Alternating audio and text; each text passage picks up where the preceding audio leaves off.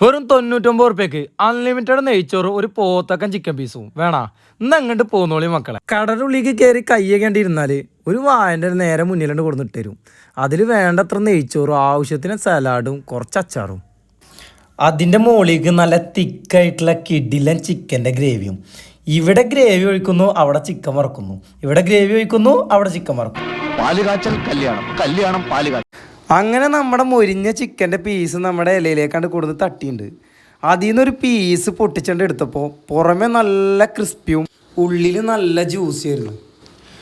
ആ പീസും സാലഡും ഗ്രേവിയും കുറച്ച് ചോറും കൂട്ടിയിട്ട് ഒരു പിടി അങ്ങോട്ട് പിടിച്ച് ഒരു രക്ഷയില്ല കേട്ടോ ടേസ്റ്റ്.